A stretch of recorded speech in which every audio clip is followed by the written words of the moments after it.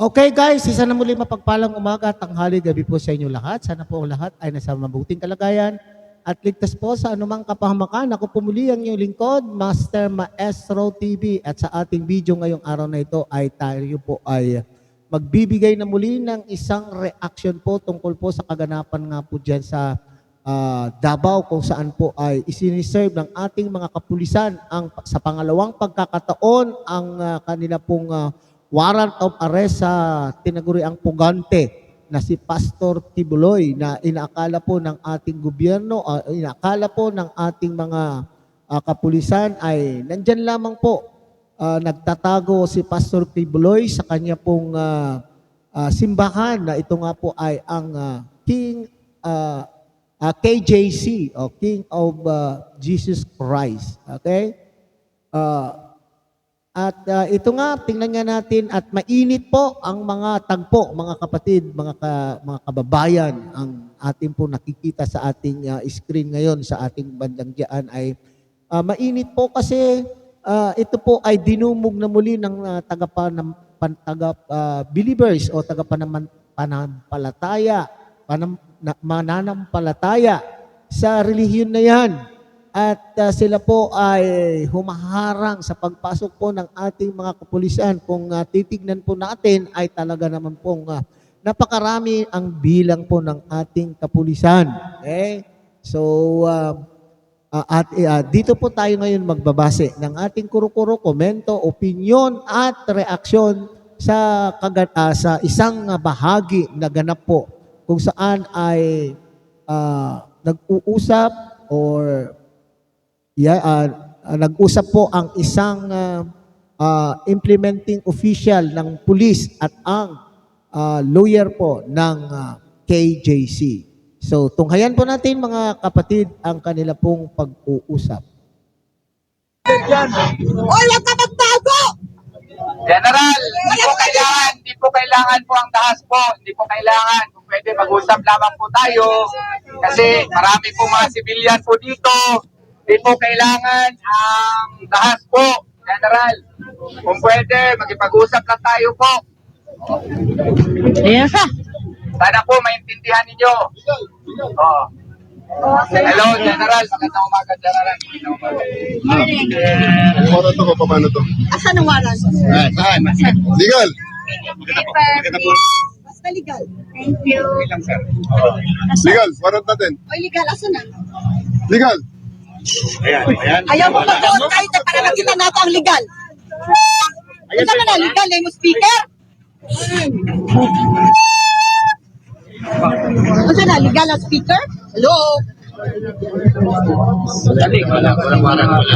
Walang warrant. O sa mga media, mga local media na nakatutok ngayon dito, alat, nasaksiyan po ninyo ang katotohanan. Sana wala pong bumaliktad na balita, mga kababayan. Nako po, nako. So inakala po ng mga katao dyan po na humaharang po sa ating mga kapulisan, mga kababayan, ay walang daladalang warrant of arrest ang ating mga pulis. At may naririnig po akong background na babae. Okay? Na talagang pakialamera. Sana itong mga taong ito kung wala po kayong magawa po dyan, ay manahimik na lamang po kayo at alam po naman po ninyo, ang inyong leader na isang lawyer ay nakikipag-usap na para wala pong masaktan. Gusto po naman po niyan humarang po dyan at nang sa ganun ay may masaktan at kapag mayroon na naman pong nasaktan ay sasabihin naman po ninyo na ito ay kagagawan po ng ating mga kapulisan. Ibibintang na naman po ninyo sa ating mga kapulisan ang marahas na pagpasok po dyan. Paano hindi sila magiging marahas? Nandyan po kayo nakaharang. Kung wala po kayo dyan na itinatago, okay, dito naman po tayo, babalik na naman po tayo sa punto na kung talagang wala po kayong itinatago dyan po sa inyo pong compound, ay bakit hindi ninyo papasukin ang ating mga pulis upang halugugin kung ano man ang mayroon dyan na kung gusto po nilang hanapin po dyan. Okay? So, okay, nandun na po tayo na yan po ay puok sambahan at itinuturing po nyo yan na sagrado. kung itinuturing niyo po yan na sagrado, ay dapat papasukin niyo po ng mapayapa ang ating mga kapulisan, kaya hindi naman po siguro magagalit ang ating Diyos. Hindi naman po siguro ikagagalit ng ating Diyos na sila po ay magpunta dyan para hanapin kung ano po yung sinasabi ng batas na kinakailangan po nilang hanapin. Ating pong intindihin, mga kababayan, na ang mga pulis na ito ay isinasagawa lamang po kung ano po ang kanilang tungkulin. Ang tungkulin na ito ay yung halugugin ang lugar na ito upang makita po nila kung talagang nandyan po ang inyo pong pastor na nagtatago na sa batas. Okay? So sana ay wag na tayong mikialam. Okay? Nag-uusap na po ang general at ng inyo pong lawyer, pabayaan na lang po silang mag-usap. At ang aking nararamdaman naman po ay yun sa pagsasalita po ng kaninang lawyer ay mahinahon naman po, cool na cool, pero itong mga bystanders, okay, itong mga usisero at usisera, lalo na ito yung babae na naririnig natin sa background, talaga naman pakialamera. Sige.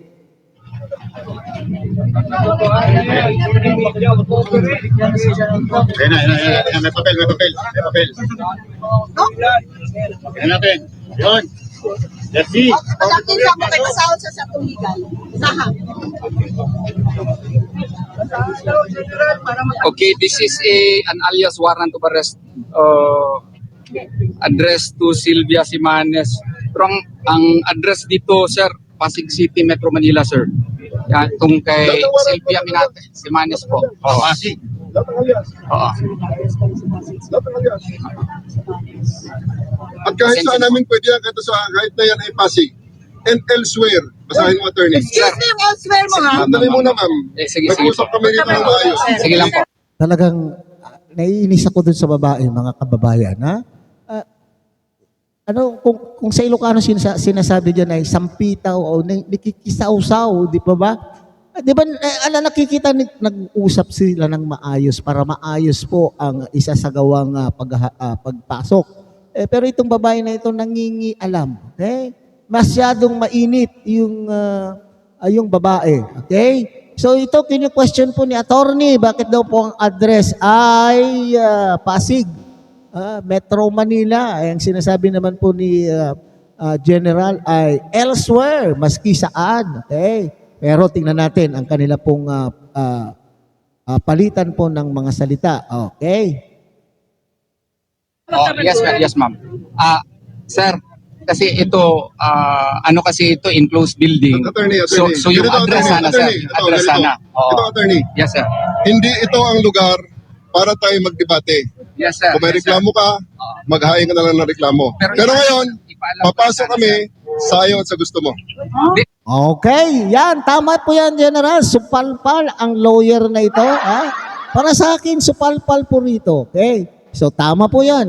Tama po yung katwiran o tama po yung sinasabi po ni General po dito, mga kababayan, na hindi ito yung lugar. Kasi nandyan na po yung warrant of arrest. Ngayon, kung mayroon po silang nakikita na possibility na sila po ay magreklamo o kung mayroon pong nilabag ang mga kapulisan na ito sa kanila pong compound na itinuturing na sagrado, hindi yan po yung panahon o oras na sila po ay magkipagdebatihan po sa mga implementing officials o officers ng ating kapulisan.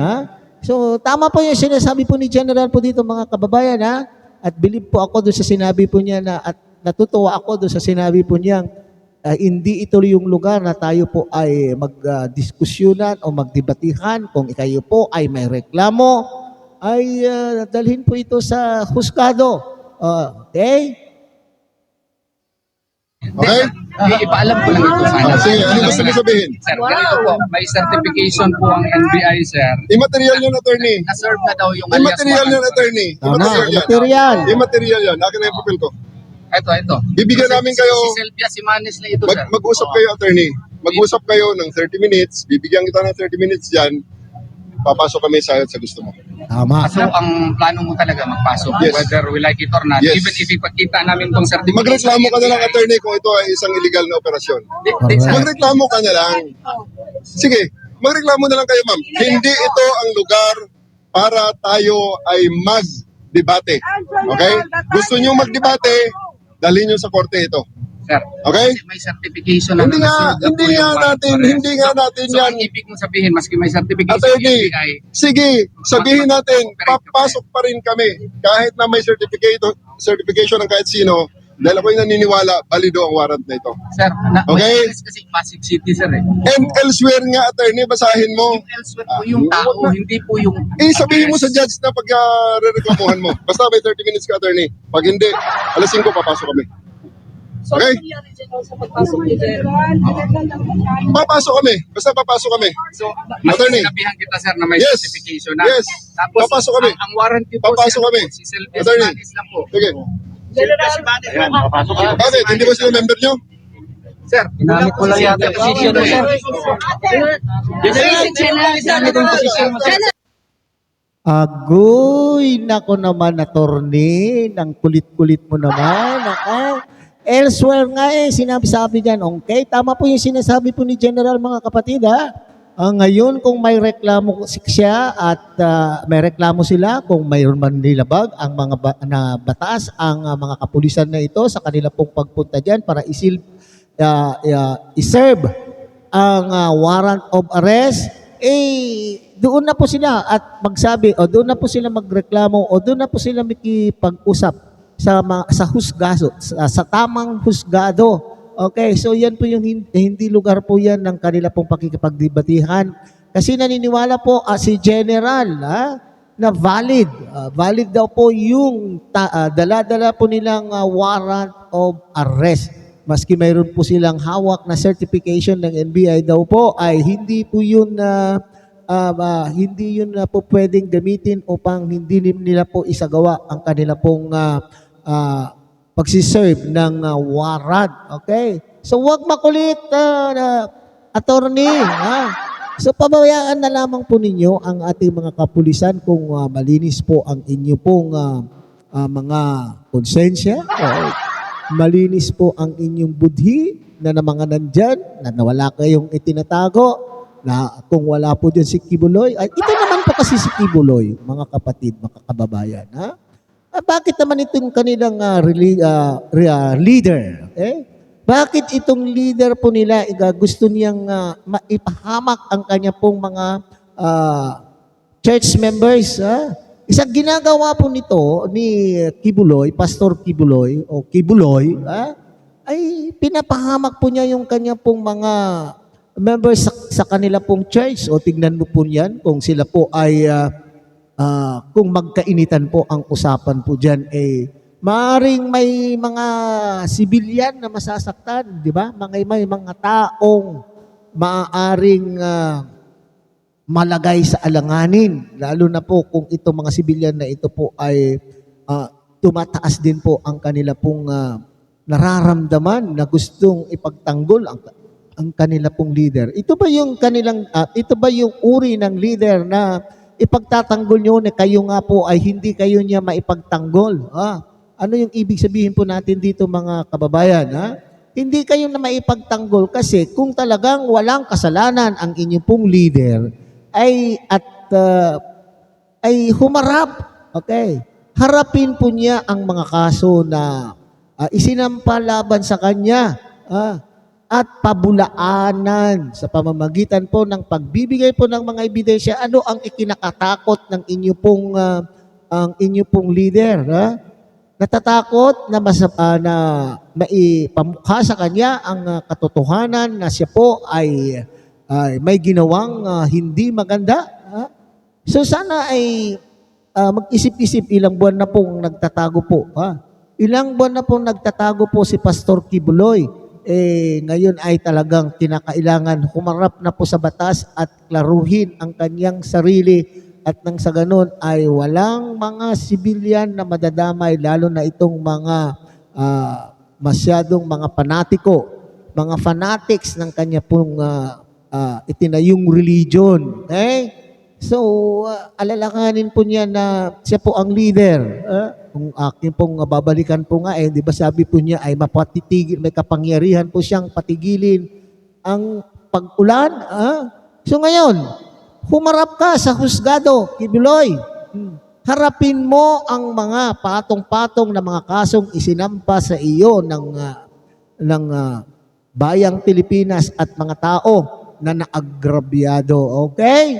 So, huwag na po kayong mag-resist ng mga tao diyan kasi whether you like it or not, sabi po ni General, ay sila po ay papasok upang iserve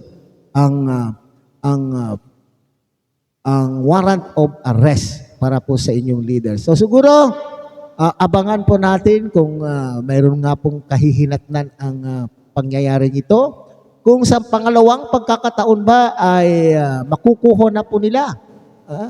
Makukuha na ba nila ang puganteng pastor sa lugar na yan? Nariyan ba talaga ang kanila pong pastor? So hanggang dito na lamang po ang ating pong pagbibigay po ng opinion, kuro-kuro, komento at reaksyon sa pangyayaring ito mga kapatid. Muli ay hinihiling po ng inyong lingkod kung bago lang po kayo sa munting channel na ito, sana po inyo rin pong suportahan sa pamamagitan po ng pag-like, share, and subscribe at tuloy pindutin na rin po ang notification bell at nang sa ganon tayo pa rin po ay magsama-sama sa susunod pang mga reaction videos na ating gagawing kagaya po nito. Isang mapagpalang umaga, tanghali, gabi po sa inyong lahat. God bless and mabuhay po kayo.